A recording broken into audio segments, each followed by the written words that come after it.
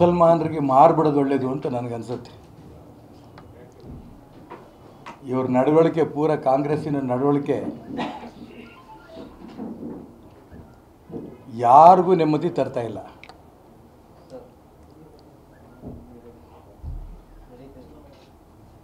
ಹಾವೇರಿ ಜಿಲ್ಲೆಯಲ್ಲಿ ಸ್ವಾತಿ ಎನ್ನಂಥ ಯುವತಿಯ ಲವ್ ಜಿಹಾದೆ ಮುಖಾಂತರ ಬಲೆಯಲ್ಲಿ ಬೀಳಿಸ್ಕೊಂಡು ಕಾರಲ್ಲಿ ಕರ್ಕೊಂಡು ಹೋಗ್ತಾ ಕುತ್ತಿಗೆಗೆ ಬಟ್ಟೆ ಬಿಗಿದು ಕೊಲೆ ಮಾಡಿ ನದಿಗೆ ಬಿಸಾಕಿ ಹೋಗ್ತಾರೆ ಅನ್ನೋದನ್ನು ರಾಕ್ಷಸಿ ಪ್ರವೃತ್ತಿ ಕರ್ನಾಟಕ ರಾಜ್ಯದಲ್ಲಿ ನಡೀತಾ ಇರೋದನ್ನು ರಾಜ್ಯದ ಮುಖ್ಯಮಂತ್ರಿಗಳಾಗಲಿ ನನ್ನ ಬಿಸ್ನೆಸ್ಗೆ GST ನೋಟಿಸ್ ಬಂದಿದೆ, ಏನ್ ಮಾಡಬೇಕು ಅಂತ ಗೊತ್ತಾಗ್ತಿಲ್ಲ. ಇಮಿಡಿಯೇಟ್ಲಿ ಒಬ್ಬ GST ಎಕ್ಸ್ಪರ್ಟ್ ಹತ್ರ ಮಾತಾಡು. ಎಲ್ಲಿ ಹುಡುಕೋದು? ಬಾಸ್ವಾಲಾ. Be the boss. ಗೃಹ ಮಂತ್ರಿಗಳಾಗಲಿ ಇವತ್ತಿನ ತನಕ ಕೂಡ ಖಂಡನೆ ಮಾಡದೇ ಇರೋದು ನಿಜಕ್ಕೂ ತುಂಬ ದುರಾದೃಷ್ಟ.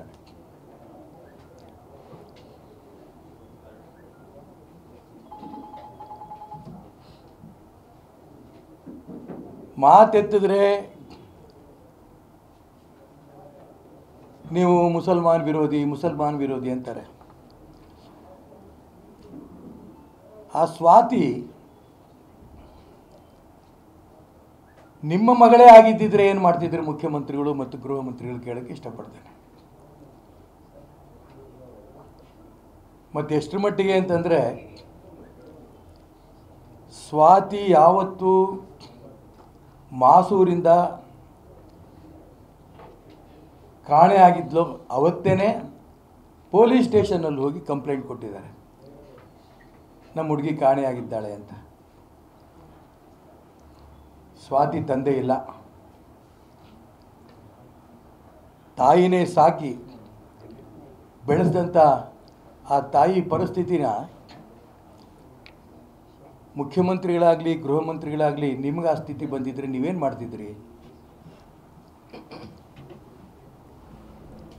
ಇವರೇನು ಹುಡುಕ್ ತೆಗೆದಿದ್ದಲ್ಲ. ಆ ನಂತರ ನದಿನಲ್ಲಿ, ತುಂಗಭದ್ರಾ ನದಿನಲ್ಲಿ ಆ ಸ್ವಾತಿಯ ಶವ ಮೇಲೆ ಬರುತ್ತೆ. ಆ ಶವ ಮೇಲೆ ಬರ್ತಿದ್ದಂಗೆ ಆತುರಾತುರವಾಗಿ ಅದನ್ನು ಅಂತ್ಯ ಸಂಸ್ಕಾರ ಮಾಡ್ತಾರೆ. ಕಂಪ್ಲೇಂಟ್ ಕೊಟ್ಟಿರೋದು ಯಾರು ಅಂತ ಗೊತ್ತಿದ್ರೂ ಕೂಡ ಅವ್ರ ಮನೆಗೆ ಒಂದು ವಿಚಾರನೂ ತಿಳಿಸದೆ ಆತುರಾತುರವಾಗಿ ಆ ಶವವನ್ನು ಅಂತ್ಯ ಸಂಸ್ಕಾರ ಮಾಡೋಂಥ ಅರ್ಜೆಂಟ್ ಏನಿತ್ತು?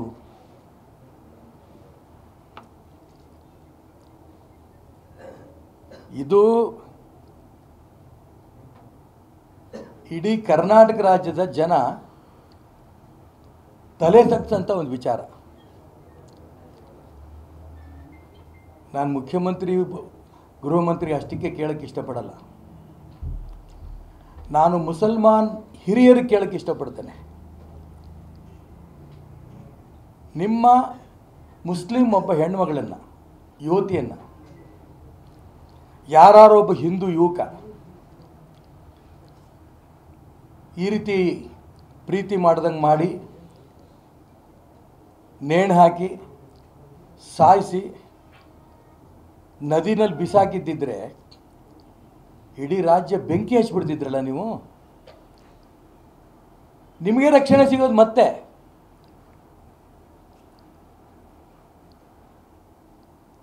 ಕರ್ನಾಟಕ ರಾಜ್ಯದಲ್ಲಿಂಥ ಹಿಂದೂ ಹೆಣ್ಮಕ್ಳು ಅಂದ ತಕ್ಷಣ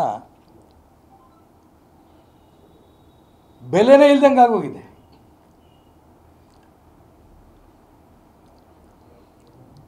ನಾನು ಲವ್ ಜಿಹಾದೆ ಬಗ್ಗೆ, ಹೆಣ್ಮಕ್ಳು ಈ ರಾಕ್ಷಸಿ ಮುಸಲ್ಮಾನ್ ಗೂಂಡಾಗಳ ಬಗ್ಗೆ ಹುಷಾರಾಗಿರ್ರಿ,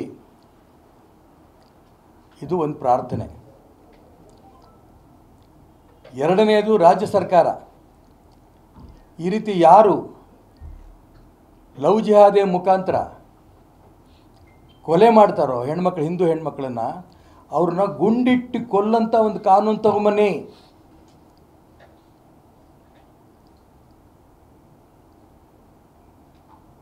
ಹೊಟ್ಟೆ ಉರಿಯತ್ತೆ ವಿಚಾರ ಎಲ್ಲ ಕೇಳಿದಂಥ ಸಂದರ್ಭದಲ್ಲಿ.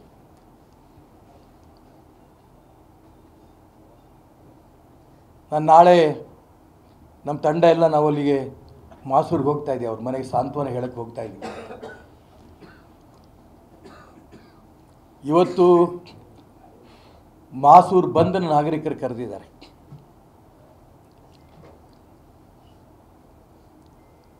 ಇವನು ಯಾವನು ಅರೆಸ್ಟ್ ಮಾಡಿದ್ದಾರೆ, ಒಂದು 4 ದಿನ ಪೊಲೀಸ್ ಸ್ಟೇಷನ್ನು, 4 ದಿನ ಜೈಲು, ಆಮೇಲೆ ಬೈಲು, ಮತ್ತು ಇನ್ನೊಬ್ಬಳ ಹತ್ರ ಹೋಗ್ತಾನು. ಇಷ್ಟೇ ತಾನೇ? ಹಿಂದೂ ಯುವತಿಯರಿಗೆ ಏನು ಬೇಕಾದ್ರೂ ಮಾಡ್ಬೋದಲ್ಲ. ಇಷ್ಟು ಬಂಡತನದಲ್ಲಿ ಮುಸಲ್ಮಾನ್ ಗೂಂಡಾಗಳು ಕರ್ನಾಟಕ ರಾಜ್ಯದಲ್ಲಿ ಹಿಂದೂ ಹೆಣ್ಮಕ್ಳ ಬಗ್ಗೆ ನಡವಳಿಕೆ ಇರೋಂಥ ಸಂದರ್ಭದಲ್ಲಿ ರಾಜ್ಯ ಸರ್ಕಾರ ನಡ್ಕೊಳ್ತಾ ಇರೋಂಥ ರೂಪ ಒಂದು ರೀತಿಯ ರಾಕ್ಷಸಿ ರೂಪ.